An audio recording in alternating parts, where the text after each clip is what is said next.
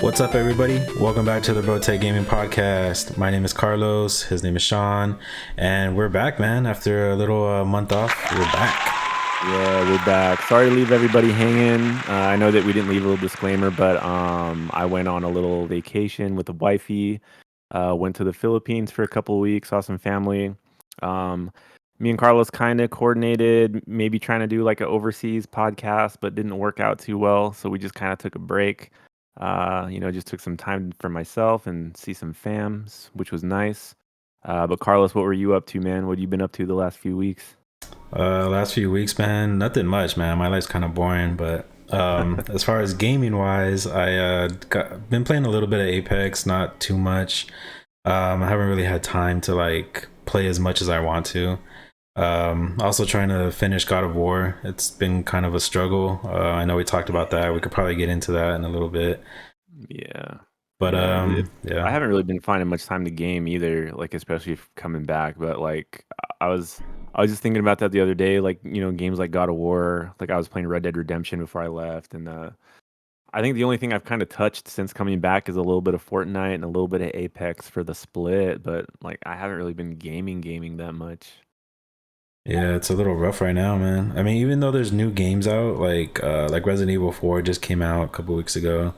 I've been wanting Yeah. to play it, but I don't know, man. Like I don't want to start a new game because I still have games that I have to finish. Yeah, we got to prioritize, man. I feel that for sure. For sure. So how long were you in the Philippines for? So we were there for about 2 weeks.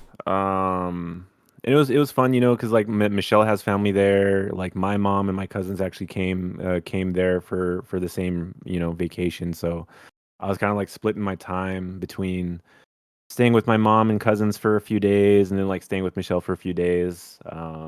It was just chill, man. Like I love being in the Philippines. Everybody's so friendly there. Everybody's so humble, dude. Like your money goes a long way. Like it's really crowded and really kind of hustle bustle, but everybody just kind of has a chill mindset. Nobody really stresses anything over there. And then you come back to America and everybody's like tripping out about like gas prices, inflation, home ownership, cryptocurrency. I'm just like, man, like I'm so tired of like stressing about shit like that. Like send me back to the Philippines.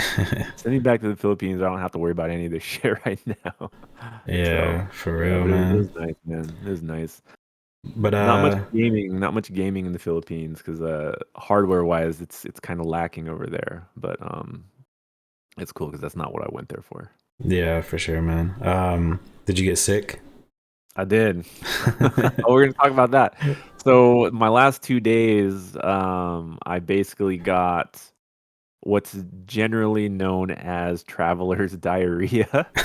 So, basically, I had like sweats, I was feverish, like everything just went like straight through me, and it was just rough. It was like a rough couple days. Thankfully, I got taken care of really well. Michelle's cousin and aunties, like they all kind of, work in the medical field, so they helped me out with some medicine and staying hydrated, and just felt healthy enough to travel home. And then I kind of had to deal with it for a few days after getting back. But other than that, trip was like solid 9 out of 10, except for maybe the last couple days where I was just completely like tanked and fatigued all the time from being sick. Yeah, for So sure, man. That's gotta yeah, suck. But thing is, like, I know what you went through because when I went to El Salvador, I had the same thing happen to me. I had some like bad chicken or something, it's and real. Yeah, it's yeah, real, dude. Like once you're like it kind of catches up to you when you're there. Like they say it takes anywhere from like 7 to 10 days before you actually like it hits you for the first time. So I guess it was my time while I was there. But yeah. But now you built up that immune to it, so next yeah, time now I'm it won't be stronger, bad. Yeah, bigger, that's what I was faster. kind of worried about. So when I go back to El Salvador in November, I don't think we're gonna be hitting up the same like restaurants that we did before, so it might not be as bad. But Yeah, I'm but excited it's for it's that. always worth it though, man. Like you kind of take the risk, but being able to go to another country and just kind of experience things the way they do, to me, it's very humbling. Like it's a humbling experience because we have such a different mindset being in the United States. Like we're just constantly like grinding, trying to make money, trying to pump, like fuel the economy here, and it's just different in other countries. Like you can kind of take a step back and appreciate the things that you have. So that's why I like going. Yeah, and it's kind of like into our next thing. Like we're planning our trip for Tokyo and Oh, Japan. that's gonna be dope. Next year, 2024, Japan Yeah, Tokyo trip vlogs, yeah. vlogs all. I've been looking at different cameras to vlog.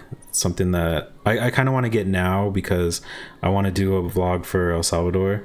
So that Mhm. way I can get used to the camera and then just get everything that I need now, like memory cards and like the holder and like the stick and stuff like that, and lenses if I need it. Just I don't want to go like too crazy like expensive wise, but just something like mediocre to where it's gonna be like good content. Yeah, that'll be fun, dude. Like everybody, check out the YouTube channel when that trip approaches. Like we're gonna be vlogging, and it's gonna be a sick trip. We're excited about that one. Yeah. Just beers and sushi all day, every day. I'm so down, man. No traveler's diarrhea. I hope not, man. I hope not, but I mean, anything can happen. I mean, I consider Japan to be very like pro hygiene for the most. So I think it's gonna be okay, but you never know, man. You never know when you go to a different country, different ecosystem over there. Yeah, I'm kind of excited to try out the toilets because don't they have that little that spray that goes up? They have the bidets, Yeah, yes. there you go. They have the bidets. Yeah, I want to try All that right. out. So what else is new with you, Carlos? Before we get into the topic.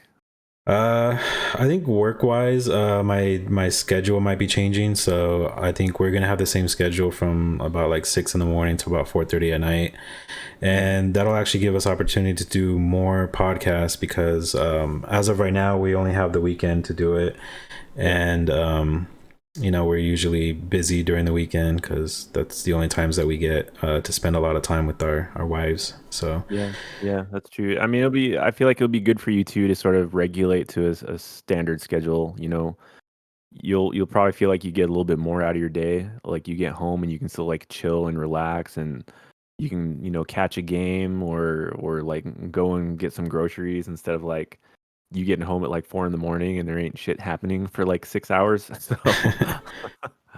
yeah. Yeah, so watch out for that. We might be like overhauling the podcast, which would be good for everybody. Yeah, better, maybe better content, more topics, more diversity. That'll be good. It'll be good. Yeah, for sure. All right. So, that being said, we're gonna do something a little different, guys, on this podcast. So, typically what we do is we always pick one general topic and we kind of fixate on that one topic. I thought it'd be cool just to get maybe into some recent news, some tech news, gaming, movie news, stuff like that, because that's what we focus on for our content. So this is going to be our first official sort of news episode. So some of the topics that have just been floating around that I thought are kind of interesting. Number one story that I got right now is E3. So according to posts and like main media sources, E3 is canceled for 2023 and possibly for good. So we will not ever potentially have an E3. So I don't know. I don't know how I feel about that. What do you think about that? Honestly, I'm betting that it's going to be done for good. Yeah. I feel like the companies kind of figure out that they're saving more money by not going to these things, and then they can just upload it to YouTube, and everybody gets the same experience. Yeah. And to be fair too, I mean like after COVID hit, like obviously, going to expos and conventions, that stopped for a little while. I don't think E3 ever really recovered from it because you've got all these major publishers and major companies. Even before that, man, even when we still had an E3, Sony, I feel like was the first major like developer or company to sort of pull out of E3, and then they started doing their own thing. And you kind of slowly started seeing that like across the board from different developers, different companies like, nah, like we're just gonna do our own live stream thing, or we're not gonna like show up for E3 this year. So I feel like that was sort of a trend that I saw coming. Yeah, because it was what 2019 was the last actual E3 because they didn't have one Yeah, in 2020. yeah. So it's been about 4 years since they've actually had it. So Yeah.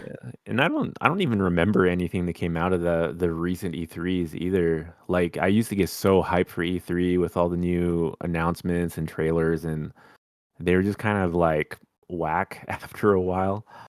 So I guess I'm kind of indifferent to it. Like it kind of sucks, but at the same time, it's like, like everybody kind of has their own way of showcasing all their new stuff now, especially Yeah, the online stuff. yeah, I just really feel like YouTube is just where it's at as far as saying whatever game. Like they basically just put the trailers on YouTube. They Yeah. don't have to pay somebody to go in front of a crowd and hype it up for them and then show the video. It's like, oh, here you go, here's the video. And Yeah. then, content creators just grab that video and they don't have to edit out the actual person talking for 45 minutes to watch a 3-minute video. Yeah. So do you feel like it's better that like individual companies kind of showcase their own little like short segment stream, like Sony has their Sony like their Sony, I don't even remember what they're called, but like they do their own that lasts like 20, 30 minutes long. Nintendo has like the Nintendo Direct now. Even like Ubisoft is doing like some short streams. Like do you prefer each company sort of just doing like their own mini stream on their own schedule, or do you still kind of like the big like ensemble get together like cons or expos that showcase that stuff? I'm kind of split on it. I'll say the negative part first because I feel like won't be able to experience an E3 now. Hmm. Because like now that we're like heavy into like the gaming experience and like the PCs and stuff like that, I think it would have been a cool experience for us to go, like just like me and you, and go and like for one day, just go check it out. Yeah. But now that we won't be able to experience that, like it's fine. Like I'm not gonna cry or anything, but as far as like on the flip side, I feel like it's way better for content creators because everybody's gonna see the same thing at the same time. Everybody can record it, do the voiceovers, do their breakdowns on their own time, and they're not going to be running from hall to hall. And they're not going to miss anything basically. Yeah. So I kind of feel like it's better for content creators, and I think that's pretty much like 90% of it. What it was for was content creators because they kind of remix it and put it out to their crowd. Because everybody wants to hear somebody else's opinion about it. So Yeah. I feel Yeah, like that's it's kind true. of good. It's going to be a good thing for a lot of people.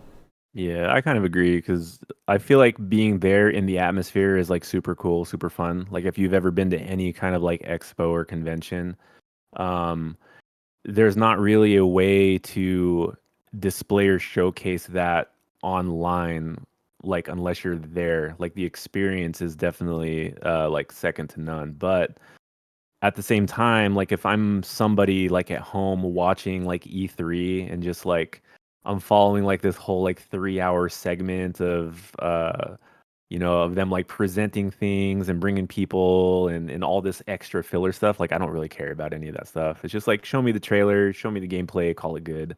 Like I'm always like skipping and clicking ahead to like you know move it up the timeline or something. So yeah.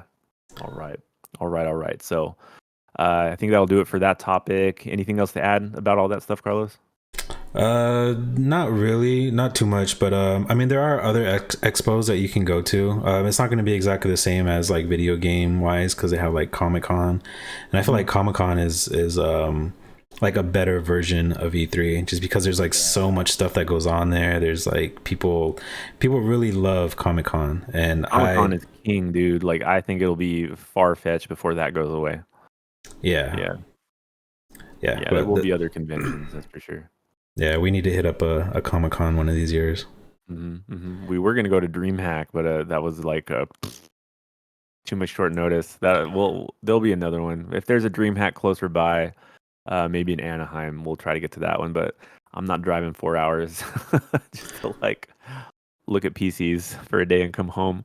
I go to Yeah. Micro Center for that. Can you explain what a DreamHack is for the peoples? So this is just based on me and Michelle's experience because we only went to it one time. But basically, DreamHack is sort of an open invitation convention for mostly PC, like PC content, PC gamers. Console players are invited too, but It's just kind of like a little small sort of PC expo. You can go there and, they have vendors, they have art shows. They bring some, like content creators there, maybe some like celebrities. Like this particular convention, they're actually going to have some people that did the voices for God of War, the God of War Ragnarok. So they're going to be there at like a panel. Um, People can bring their own PCs and they actually set up like a space for themselves and they can tie into a LAN. So they can take part in like LAN tournaments. I think they're going to have a Fortnite tournament there. I think there's a Rocket League tournament. Last time we went, they had a Halo tournament. So it's just kind of like a cool, like everybody get together, bring your PC and game. It's just like a chill, like gaming convention. And, they got like food. They got different like shows and showcases you can go to. They've got vendors there, like you can buy gear, you can buy mouse pads, you can buy gaming chairs. It's chill. It's a chill experience. So hopefully we get to experience that soon again in the future, and I'll bring you. Yeah. Yeah, hopefully they have one closer. Because I mean, San Diego, we probably have to make like a whole weekend out of that. Yeah, that would have been tough. But yeah, I mean if they ever do one in LA or in Anaheim, I think we should try to make plans to go to it. Just even if it's just for a day, I think it'd be worth going just to check it out. So, All right, sounds good. all right. So, news topic number two. This has been kind of rearing its ugly head the last couple weeks now. But basically, anybody that's into graphics cards, anybody that's into PC building, we all know that VRAM is kind of an important spec on graphics cards that we buy. And it used to be that like 8 gigs was fine. Like even for 1440p, even some 4K gaming, 8 gigs was great. Carlos has an 8 gig card. One of my previous cards was an 8 gig card. I had no problems. But now it seems in 2023, 8 gigs is not enough VRAM. And I think this is because of the last maybe like several AAA games that have come out. Last of Us on PC has been having like a lot of issues with VRAM. You've got what else came out? I don't think Dead Space had issues, but like Hogwarts had a lot of issues with VRAM usage. As for me, because I have a 8 gig GPU, I've actually been looking into other GPUs. I think I have to double it. Looking into like a 16 gig VRAM. They're kind of hovering around like $1,200 right now for like a NVIDIA like 4080. I've been looking into Yeah, those. at minimum, like I mean, like I think the 4070 Ti is 12 gigs, but like it's kind of crazy to me how we've jumped so much from standard. And I mean, this is just a handful of examples. I mean, for people that are playing esports and for most games, like I feel like 8 gigs is still enough. But it's crazy to me how much traction this is getting now with like a few of the most recent like high-end triple games that they're saying like even at 1080p that like you're maxing out your 8 gigs of VRAM, which is crazy. It's crazy to think that way for me. Yeah, especially because I have a 1440p monitor. Hmm. So, and like we all know the trends. If it's kind of struggling right now on 8 gigs, then it's only going to get worse for future games. Yeah. So it's about that time to upgrade. It just sucks that the prices for like anything GPU is just like kind of like doubled, Mhm.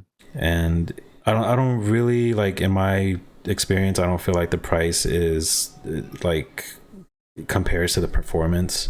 Oh yeah, and I mean we're strictly just talking about VRAM, which is sad. Like your card is a beastie card, but the problem is if it's limited to the VRAM, it's going to make it stutter like crazy. But it's not because your card's not capable. Like the clock speeds and the compute speeds of your card is like stellar. Like it competes with like a 2080. And just the fact that it's just running out of VRAM is the only issue is kind of sad because if developers aren't going to optimize for that like lowest denominator, then it is what it is. Like you're never going to have enough VRAM for 8 gigabytes now, and they're basically a lot of people are saying that that's going to be like the minimum standard moving forward is 8 gigs, which like I swear 2 years ago like we had 4 gigs and that was fine, you know. Yeah. Uh, Even the card in Michelle's computer is 6 gigs, and it's sad because that's a beastie card, and 6 gigs is like tapping out at 1080p now. So Damn. yeah, We're just in that transition right now. we're in the transition, man. I've got 16 gigs on mine. Mine's a 16 gig AMD card, but like I'm already looking at 4090s, like 4080s, and like, am I ready to upgrade? But I think I'm still okay for maybe like another year and a half or 2 years. So Yeah, I mean that's what I thought too. I was like, I'm pretty good for like maybe like another year. I can push it, but I think I don't know, man. I think next in the next couple months I'll probably be upgrading, which I do wanna do the Nvidia because I want that like streaming perks that it has on there, yeah, and those are pretty nice. Those are pretty yeah, nice. I feel like it really helps with the editing also. Yeah. So I mean, the premium that you pay for Nvidia is definitely better for like content creating. I mean, it's apparently it works a lot better with DaVinci Resolve. The encoder's a lot better. So if you want to like stream, you know, single PC streaming, like that's the way to go. But I don't know. It's harder for me to pull away from Team Red. I just kind of like the value that you get out of AMD. So I guess we'll see.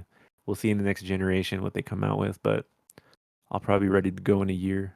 So Yeah, because I was actually comparing the prices between, say, like a 7900, like AMD to like a 4090, 4080, mhm. and the AMD cards are pretty much like under $1,000 for even like more VRAM. It's Yeah, crazy. yeah.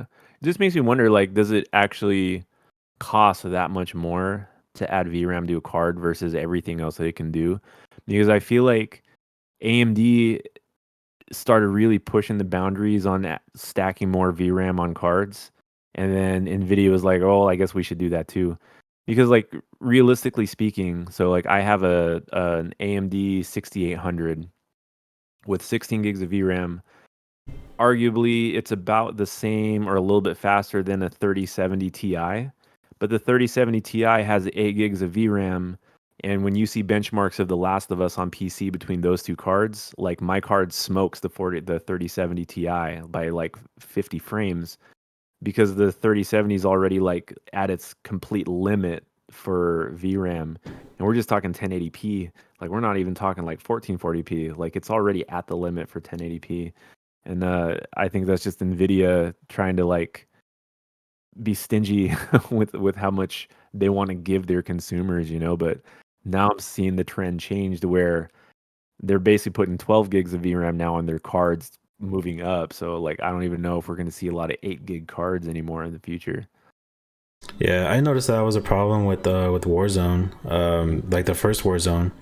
Oh yeah, Um, big time. I had to lower the VRAM usage because it was stuttering like really bad, Yeah, and we had to do that stupid like VRAM like scaler in the dev yeah. files, like change it to like 0.75 or 0.65 or something stupid Yeah, shit like that. like I'm not a programmer. I'm not a hacker. I don't know how to do that.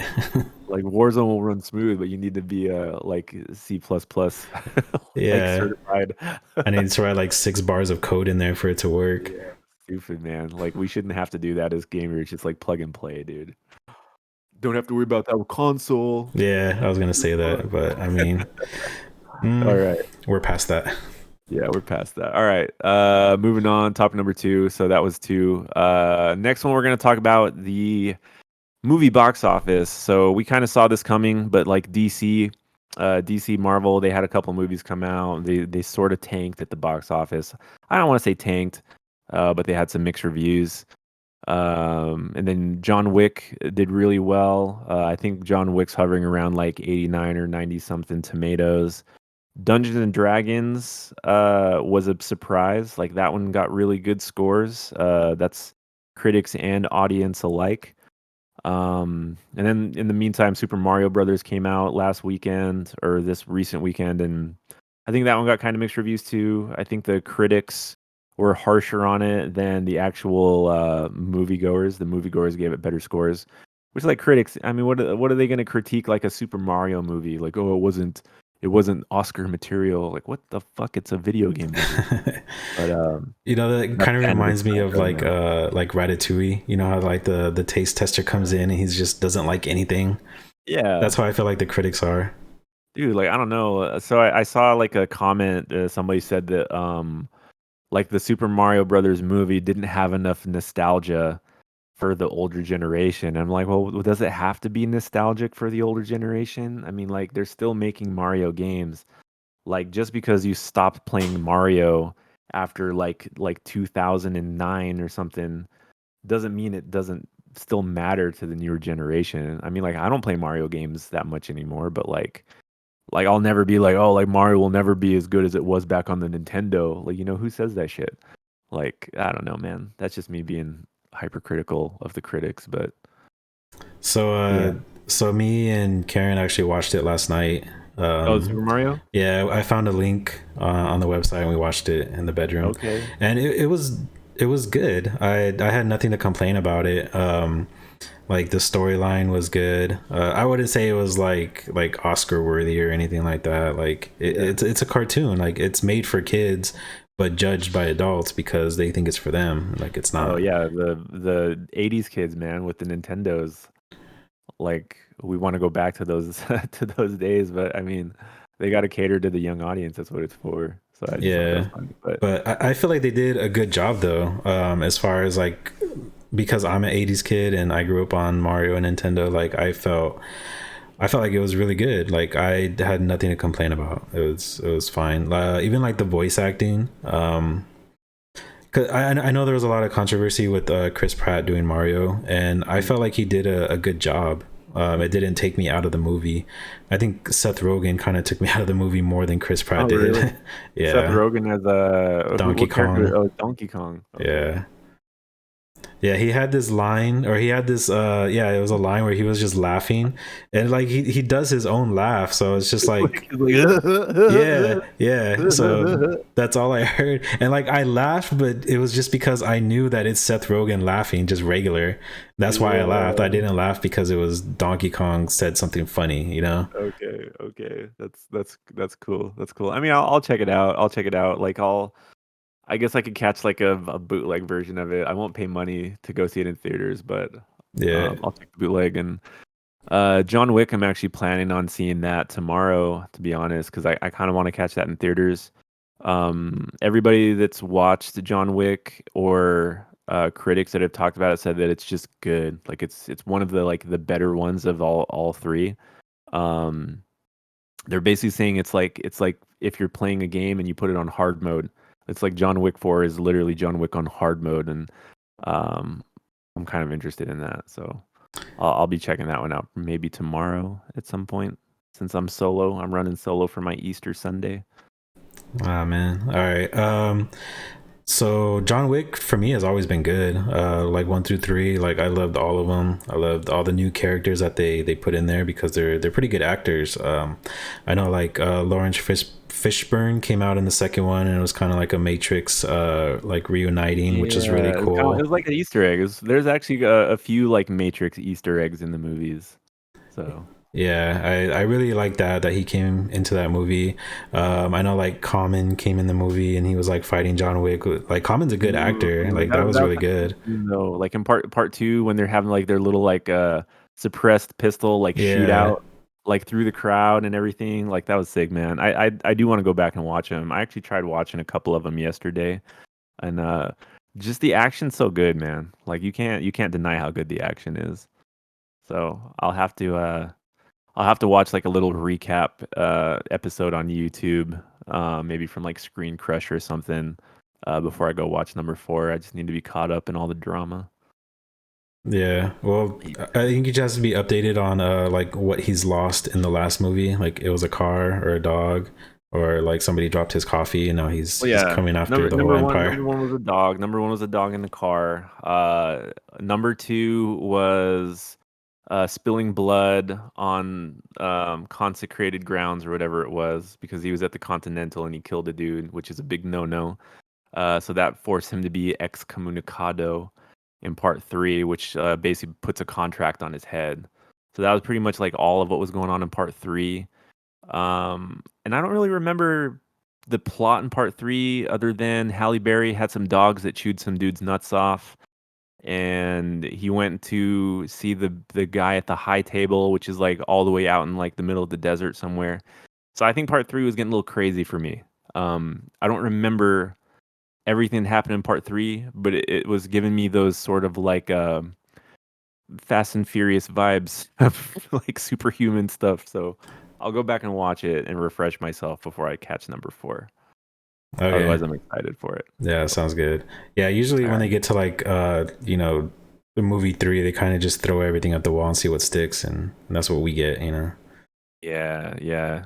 Other than that, Dungeons and Dragons that did really well. I don't really have a lot to say about it. Haven't watched it. I'll probably catch that one. It seems cool. It seems fun. I don't know. We kind of talked about it on our last podcast, but after seeing all the reviews, like I'm kind of like more inclined to watch it than not. So I guess we'll see if there's a download or some kind of like stream for that one. Got anything to say about Dungeons and Dragons? Not really. I mean, I've probably heard as much as you have that it was a good, like it's a decent movie, that it's really funny. Mm-hmm. I didn't Mm-hmm. think of it as a comedy though. Like when I first saw it, I didn't think like, oh, this is gonna be a comedy. I mean, it looked kind of like adventureful. Like I'll give it that. But I wasn't really sure what kind of vibe like we were getting from even just the trailer. So I guess I'll just have to watch it to give it a chance. Um, and then for me personally, no surprise, Shazam, Ant-Man, Super Mix, like not really great response. I think people are really like hyped up for Ant-Man, and I'm kind of not surprised that it didn't really hit the mark. Um, I don't know. I'll just wait for that one to be streaming on Disney Plus, I guess. Yeah, for Um, Ant-Man, I actually started watching that one at work because I found a stream for it, and I would probably watch like 30 or 40 minutes, and then I stopped watching it, and I didn't have that feeling of like, oh, I have to finish it because I want to know what I'm missing. Like I just never yeah, went back, and I don't care. yeah. I'll have to give that one a shot one day. It'll be literally on a day where I've got like nothing going on. I have no idea what to do, and I'm just bored sitting on my ass. I'm like, I'll just put on Ant-Man for 2 hours. So, Yeah, and uh, I'll probably be the first one to say it like in the world, but Paul Rudd actually kind of looked old in this movie. no, no, Yeah, his didn't his say it. his age is kind of coming through now. Oh no, bro. Oh no. Okay, and then next is Shazam, which I kind of feel the same. Like I was never really interested in seeing Shazam in the first place. And after watching some clips and some trailers, I'm even like less interested in wanting to watch the movie. I don't like the actor, man. I think Zachary Levi is kind of annoying to me as an actor, and I don't know what it is, but I just don't like him. Maybe it's interviews. Could be. I've never watched either Shazam, so Yeah. but I feel like The Rock kind of killed it because I know there was some drama with his movie Black Adam that he didn't want to be in Shazam. But even though, and this is just what I've read, I have no idea. Like I've never been into Shazam, but like Black Adam is Shazam's like Nemesis. yeah, like his He's main like the one. anti-hero. Yeah. Yeah, so the fact that The Rock didn't want to be in it, he kind of just killed it from the start. Well, he kind of killed like all the hopes and dreams for Superman coming back to the franchise, apparently. So there, I don't know, man. He's kind of under the hot seat right now, just off of like TikTok and stuff, and how like anything the Rock, anything the Rock touches, kind of just like dies. So I'm surprised that the Fast and Furious movies were still able to thrive like beyond him. But if you can tell, like he hasn't been in like the last like three movies now. Yeah, So well, that's because he had a spin-off. So yeah, like and that he went did the nowhere. yeah, he did that last movie, and then all that talk came out about him and Vin Diesel, like, not getting along. So then he did his spin-off with Jason Statham, which I didn't even watch because I think at that time I was like over the rock already. Yeah. And yeah, so I think it did good though, as far as like money wise. Um and then yeah, so like you can say that this is Vin Diesel's franchise. So if he doesn't want The Rock in the Fast and Furious, like he's not going to be in it. Like he Yeah. wants Paul Walker in the next one, and the dude's like been dead. Like I don't know how Ugh. that's going to work. I was talking to a coworker about that yesterday, and I'm just like they already gave him like a send off in what number 6 or 7, whichever it was. Like they gave him a send off, call it good. But then, like, when you watch the new trailers, like, you know Brian's still alive, and you watch the trailers, and you've got like Jordana Brewster, like, still in the movie, still like being part of the heists. And I'm thinking, like, so is Brian just like at home, like taking care of the babies, like taking him to school in his minivan, like while you're out doing like international espionage and shit? Like, who's taking care of the babies? And like Brian is just at home, like a stay-at-home dad with his little Skyline like Nissan. Like, where did he go? They just kind of like stopped talking about him. But like, I mean, it makes sense that they want to sort of bring him back. I don't know how, just to give him more of like a proper send off. But it's like for 3 movies now, he's just been alive and nobody says anything. It's just kind of funny, man. It's kind of But funny. honestly, that's how it's been for all the characters. Because like Letty was alive for like 3 movies, and then she came back, and then Han Yeah, was like alive for like 3 movies and came back. It's kind of yeah, just a but trend like that they have. they're still alive, like in Yeah, real life too. So yeah, that too. like, what are they gonna do? Are they gonna like deep fake Paul Walker's face on like his brother for like a whole movie? Like that's just crazy to me, man. I But I honestly think that's what they're gonna do. they're gonna be the ones to do it. I mean, if they're gonna do it, they're gonna go all out, man. Like Yeah, that's like the only franchise that's keeping Universal Studios alive as like a like a big like movie contender. So all right, that that was a little off topic. So we'll see how that one does at the box office. Maybe we'll talk about that another episode. But so John Wick D&D doing great. Super Mario mixed.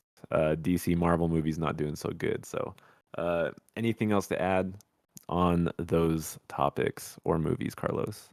well, because we were talking about The Rock announced that he's gonna do a live action of Moana Oh because yeah, yeah, yeah. It's because gonna be impossible for him to kill that franchise. I mean, like he already did the voice anyway, so I mean, but they're gonna spend all their budget on his hair. dude, seriously. Does he have to like work out? Does he have to work out more to get bigger because he's playing like a god now? He just I wants to play gods. That's all he wants to do. Gods and superheroes. Yeah, I'm sure That it's gonna guy. be in the jungle at some point too, running around. That's 90% of his movies is just him in the jungle. I mean, he still kind of has like this weird contract with Disney too. Like a lot of movies he's done have actually been like Disney kind of movies, right? I mean, Yeah, he I had actually don't that know if that's true. the boat one, the Jungle cruise, Cruise. yeah, jungle cruise with the literally jungle in the title. Hmm.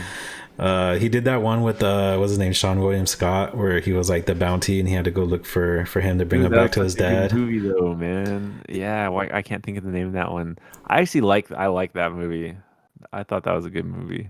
Yeah, Yeah. it was good, but then like he started to get into these other ones. What was the other one? It was like Faster or something, and he plays Oh, like a he was like really an like ex-convict that was just like on a revenge stint trying to like kill people. yeah. So I forgot what happens to him. It was like yeah. So like you said, it was a revenge thing, but like no shit, dude. Like I thought that he was like mentally challenged in that movie Hmm. because like I don't know what it was, like his face or like the way he acted. Like is he like, I thought he was like mentally disabled, like playing a Like mentally disabled person. his Yeah, character in the movie. So I think he had a head wound from whatever happened to him before he went to prison, but I don't think that was part of his like persona that's portraying that character. that's what I got out of watching that movie. I was like, is he like normal? I don't know. So it's funny that you mentioned a little bit ago that The Rock kind of got Henry Cavill, whatever the fuck his name is, fired from Apple. being Cavill, from being Superman, and then it turns around and then like The Rock gets fired from being Black Adam, and I know he was like hyping up that franchise for like 10 years or something, and like he did one movie and it like bombed, and now like he's out. It's kind of funny. The problem is he's so like rich and successful, like he doesn't care if he completely tanks a franchise because he'll just move on to the next thing. It's like whatever the next thing is for him to like make money or stay relevant, he's just gonna latch onto it and move on. So whatever. It is what it is. Yeah. So moving on. All right. Moving on. Last news topic for this episode. Kick. Kick is a new streaming competitor. Twitch creators are jumping to Kick and loving it. Is it too good to be true? So I don't know. Like I don't really have a lot to say about Kick. I watched the Senpai video that kind of talked about Kick and how even though Kick seems like it's like this great enterprise, great opportunity for streamers, there's a lot of shady stuff that makes him feel a little uneasy about like who owns Kick and what it's about. Um, I know that one of the big reasons why people are jumping over the Kick is they're talking about their creator revenue split, which Kick offers a 95-5 revenue ratio, which is like ridiculously crazy. But found out that Twitch's revenue split is 50-50. So basically, like every piece of revenue a content creator makes on Twitch that is like not like straight donos or whatever, like if it's subscriptions, for example, they only get 50% of that subscription, which I think is actually kind of crazy. So I can understand why people want to jump ship. I don't really know how I feel about Kick right now as a streaming service. I think as right now, as we're doing the podcast, Kick is not regulated by like any terms or conditions or anything like that. So there's a lot of shit on that streaming platform as of right now. I would say mostly is like bikini, like Any streams? yeah, like Yeah, the hot tub bikini streams, and because there's no TOS, it doesn't matter what they do on there. It doesn't matter what they talk about. It doesn't matter what they show on stream. The music wise, they can play anything that they want. They're not going to get strikes because they don't have that integrated into their system. Um, yeah, so I think I don't know, man. It's like a 50-50 for me because like you can go on there and you can do whatever you want, but mm, you know you can also go on there and do whatever you want, you know. So it's like you can get popular from doing some like really like weird shit, or yeah. you know you can it'll like unlock your full like creator content, like whatever you call it. um Desires. yeah, you know, you can, I mean, obviously you can do whatever you want on there. And so I actually made a Kick. It's going to be in the description if you guys want to, you know, follow me on there. I haven't Doing some done any bikini, streams. I haven't done any streams on there yet, but streams, hot tub yeah, streams. yeah, I'll be doing a hot tub stream from the bathtub. Pretty dope. Yeah, for every donation you guys do, I'll put on some clothes. So Um, the way I kind of feel about it is like I feel like the only people that it truly benefits are going to be the people that are already kind of like partnered from Twitch that already feel like they're getting screwed out of Twitch's like revenue, like revenue services. So to me, that makes more sense. I feel like as a new like up and coming content creator though, like I mean like you still have to build your platform no matter what. Like that could be Twitch, that could be YouTube, that could be Kick, whatever it may be. I still think you need to make ground before you're even like in that category of like how beneficial is this for me?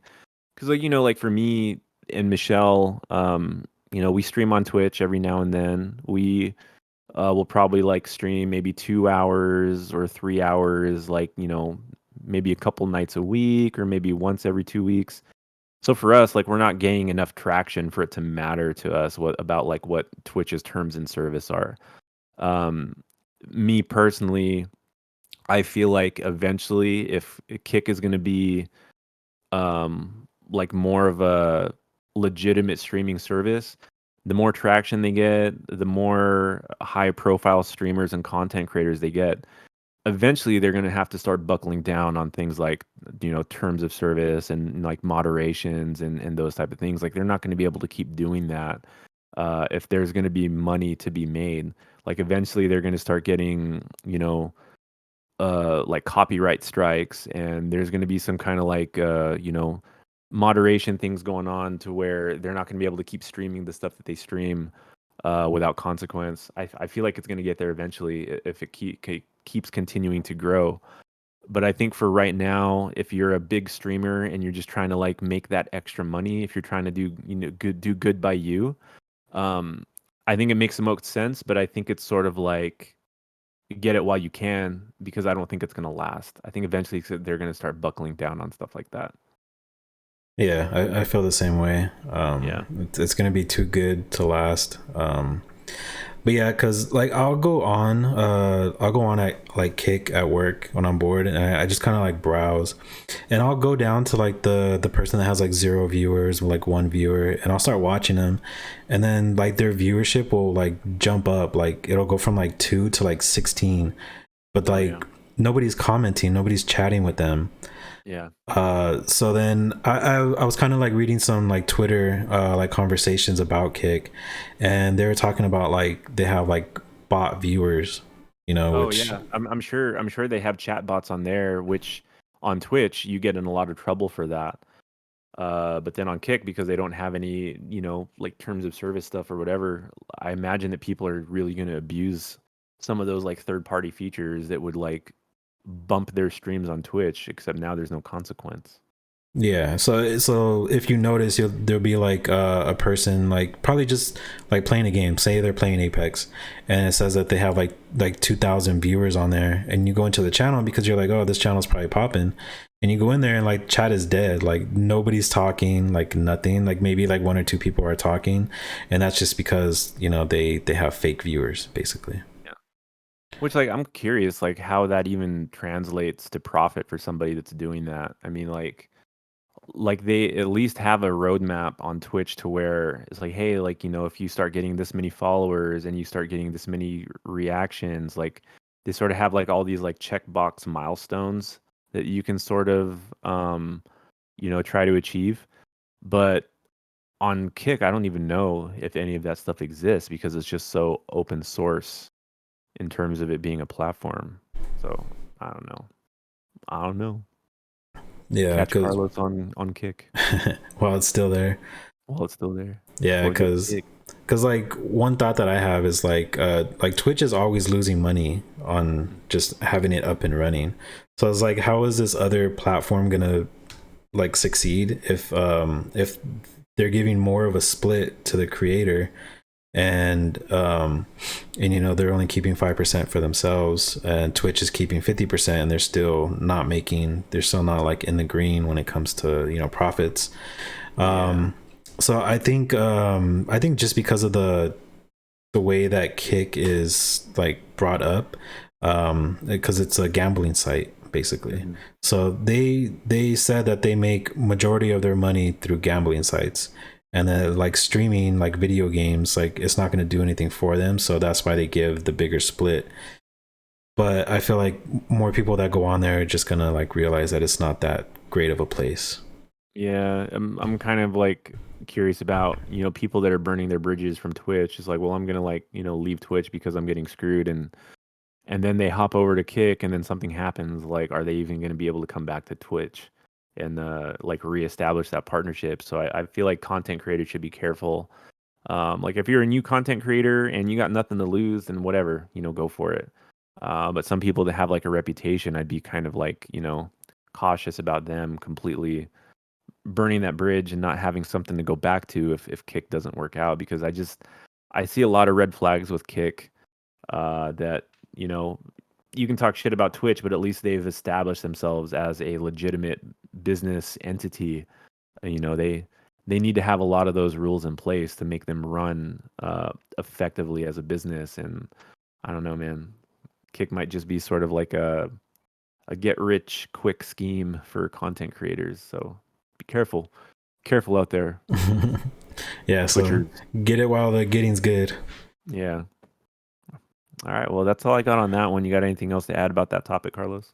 No, I feel like I said all I could say. All right. Well, I think that's going to do it then for this podcast, guys. Thank you for tuning in. Thank you for watching. Thank you for listening. Um, this has been kind of fun getting back in the groove of things. Please be on the lookout for more content to come out regularly again now that we're sort of back on track. But with that being said, I'm Sean, here with my homie Carlos. You've been listening and watching the BroTech Gaming Podcast. So we will catch you guys on the next episode.